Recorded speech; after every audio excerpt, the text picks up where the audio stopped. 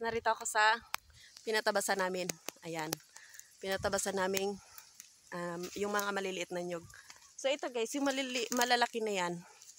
Yan, yung medyo malalaki na yan. Tinanim yan namin nung nandito pa ako. Hindi pa ako nakakapunta ng ibang bansa. So yung nandoon, malapad-lapad yun.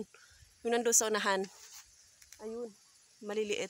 Yan yung pinaghirapan namin. Pinaghirapan, pagod, puyat nung nandoon ako sa ibang bansa.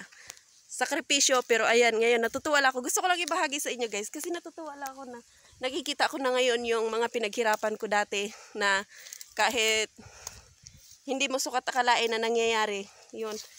Pero ayan, sa pagtitiis, pagod, puyat, pero ayan, nakikita ko na ngayon ang resulta ng mga pinaghirapan ko dati. So ayan. So laking pasalamat ko lang rin talaga guys sa asawa ko kasi wala siyang bisyo at saka inalagaan niya yung maayos yung mga bata. Tapos talagang yung pinapadala ko dito niya inilaan. Akalain nyo dati ang damo ng ano na yan, area na yan. Ganto yan oh. Ayan. Madamo as in madamo. Matataas na kahoy, ayan. Ganyan kadamo. Ayan oh. So, ito kasi kila Kuya Ate yan. So ito yung sa amin. Yung area ng asawa ko. So, ayan. Pinalinisan namin nung nasa ibang bansa ako. Kahit itong malalaking nyug na yan. Yan.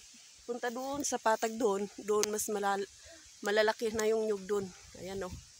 So, ayan. Malalaki yung ano niyan. Damo. Ganito. Ganito ang damo niyan. Nung nasa ibang bansa ako, pinaamat-amata namin.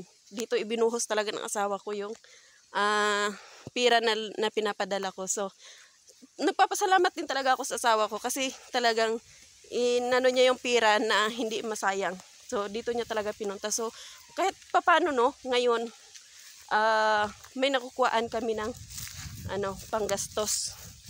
Kung hindi man siya nakakalaot, ito success, may mga bunga na magaganda na yung bunga niya.